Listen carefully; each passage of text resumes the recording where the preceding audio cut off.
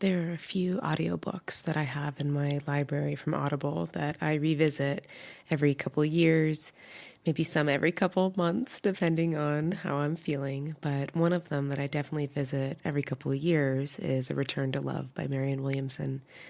And it's one of those books that is pretty short, and it really just hit home in so many ways and helps me ground back into some beliefs and practices and energy that I like to carry forward in my life. And one of my favorite quotes, you may or may not know it, but I'll just read a little bit of it right now because I love it that much. And it is, "Our deepest fear is not that we are inadequate. Our deepest fear is that we are powerful beyond measure. It's our light, not our darkness, that most frightens us.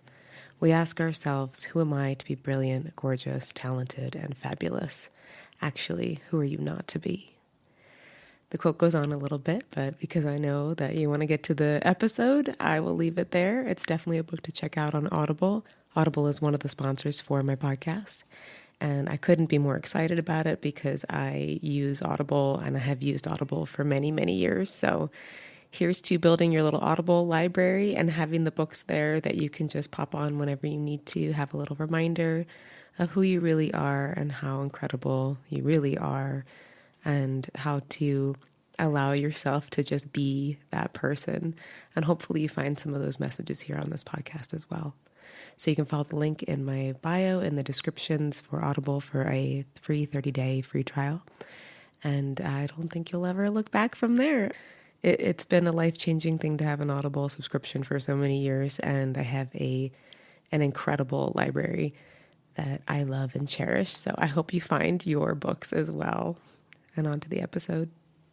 Hi, my name is Greta Hotmer, and this is Thought Experiment Called Life, a podcast for multi-passionate creatives who look at the world with glittering eyes, live unconventional lives, who find everything interesting.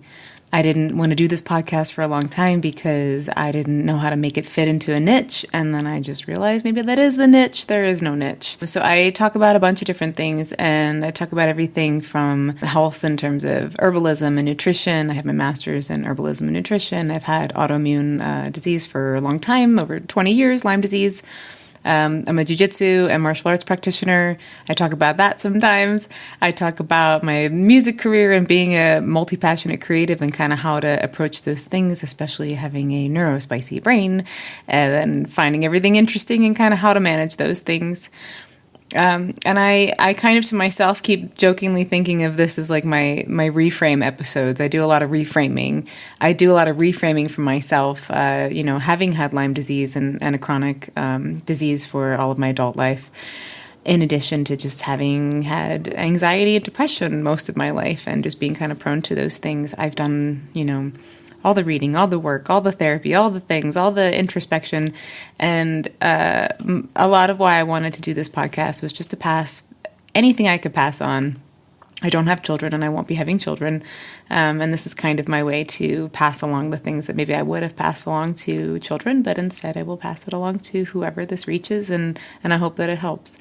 So, so if this resonates with you at all, you've come to the right place. And today I'm sharing a little reframe for times where you are feeling frustrated with where you are in life.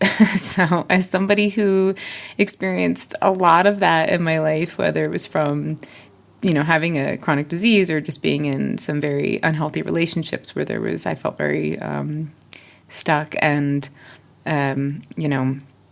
not like life was just at a standstill, and having big dreams and things I wanted to accomplish and not seeing them come to fruition in certain ways. And our culture is very much about the achieving of things and talking about how quickly, the lists under 20, the people achieving all these things. And I love when I see posts that are like people in their 60s or their 70s doing new things and really living life, because our life is our life. All of the years that we're alive, we have the opportunity to engage in our lives. And as somebody who is 42, I feel like I'm just getting started in so many ways because of a lot of the things that sort of halted me before.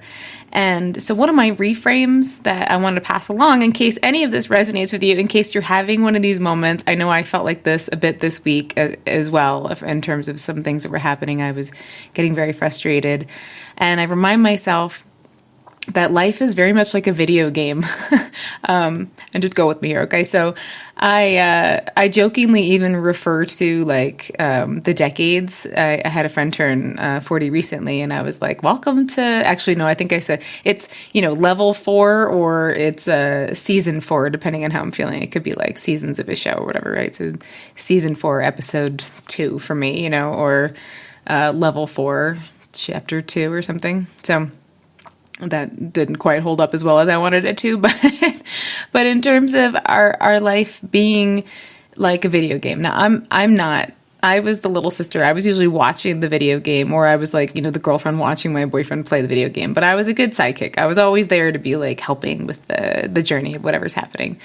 But there were always quests, right? There were little side quests to go on. There's, in certain like a Zelda type of video game, there's a reason why things are taking the time that they are. You have to go to some village and meet some guy and get some thing for the next part of your journey, but you didn't know you had to do that. You thought you just had to go this way. And life can be like that. When I talk to people who are going into college and they're not really sure about what they want to go into college about, and they're feeling, some expectation or pressure maybe from family or something, I try to pass this along. Like, know that whatever it is that you're going to be collecting during that time, the skills that you're collecting are going to help you with the next level, with the next season, the next chapter, right? Like, you're going to collect whatever it is you need, the sword, the sandwich, the skills. It could be something, who knows, this past year, last year, I had a long-time jewelry business, and it was kind of my side hustle, and then it turned into my main hustle, but I really wanted to focus on music, and the business started to die, and I accepted that because I was like, this is the time I should go and work on music, but I still needed to get something part-time, so I went to do something part-time, and in it, I started doing interviews, and editing and doing videos and basically doing what I'm doing now with this podcast, which is something that I had always wanted to do. And I've done stuff like this in the past, like interviews and things like that, but I had forgotten about it. I hadn't given it that much value and weight in my life because I just didn't really see, it didn't like come up in a way that it made sense for me to tackle it. So when I took this part-time job, I was first frustrated about it because I was like, I just want to focus on music and I don't want to have to be in that position. I've worked very hard and all these blah, blah, blah, but I wouldn't be sitting here doing this podcast right now, and I wouldn't be doing the things I'm doing in music, and I wouldn't be doing all of the things that I know I needed to collect all of those pieces that I gained from doing this part-time job. And since I'm still in the part-time job, I know there's something else that I'm learning. I'm helping them, they're helping me. And I'm looking at it that way as opposed to, I could be frustrated that I had my own business and I was on my own and now I have to work for somebody else, whatever. But they're wonderful and I'm learning. And like I said, it's a reciprocal relationship. So looking at that, I'm going, I would not have honored this piece of me that wants to share these things in these podcasts had I not taken that. I would have still been thinking about I could maybe do it someday, but I'm blah, blah, blah, blah. But it's helped me also structure things in my life and tackle things so that I actually can focus on music with more intention. Because if you listen to one of the other podcasts, I'm not sure when I'm putting this one out, if it already came out or not, but just talking about like how to approach your life being multi-passionate. And for me, it's very much of a going to Zelda again with the Triforce, there's a circular kind of thing, but I kind of hit there's like three main pieces to my life that I kind of circle around to and hit those pieces and build from there. And all of these things I've learned a lot just from going trial and error, really, and just trying to observe my life in a way that I can not be so emotionally attached to those things and look at it a little bit more practically, look at it a little bit farther away and see how I can reframe it so that I can actually keep moving forward as opposed to just being mad about, being sick and being in these relationships and wasting this time and blah, blah, blah. Instead, I'm going, all right, yeah, that is frustrating for sure. Validate my feelings there. But also I now have gained all of these other things that I can actually leverage and use in my life to get to the next place, to the next level, to my next quest, whatever that is. And also being able to just be on a quest and just know that, we're not playing a video game just to get to the end. You're also playing the game to play the game, right? It's part of the experience. So I think that may help if you feel like, what skills have you gained or what skills might you gain from this level that you're in, no matter how shitty it is, there's something that you're getting from it. And to hold on to that piece when things are shitty so that also it helps you release. Like if you're going, okay, I have gained the thing I needed to gain from this scenario. I'm ready now, video game of our life. I'm ready to move on to the next level, like bringing your energy into that space as well. I'm going to give one of the silliest examples ever. Sometimes I can't believe that I'm sharing these things out with the world, but here I am. I don't know. These are things like if we were chatting at my jiu-jitsu gym or at wherever and we were just in conversation, I most likely would tell you the story if this was the conversation. So I'm just going to tell you because you're all becoming my friends here and I'm just going to pass along the things that I would tell you in that scenario. It's not that crazy, but it just feels silly. So video games specifically. I don't remember which game this is. If you know what game this is, please comment and let me know because I think I was like 16 or 17. I don't remember what game it was. So I was 16 or 17 or whatever. My boyfriend was playing this game. It was like some kind of, I don't know, like Navy SEAL or something, I think. Active, he was like trying to get through the bad guy's realm to save the day. I don't remember. But he's a soldier, I guess, and you have to like find weapons and get through levels and all of this, and it was entertaining to watch. So he's at this point now where for some reason the character had to get completely naked to get into this next like the part of this ship that he was trying to get on or something. All I remember really of this is that this character is naked in this, it was like a big hallway kind of thing, and there was like Star Wars style, like there was like, people who play video games probably like this chick right now. These are the tools I have to describe this to you. I don't have another way to say it. So there's doors on either side, and this the character is trying to figure out how to get out of this room and get obviously clothes and weapons and whatever.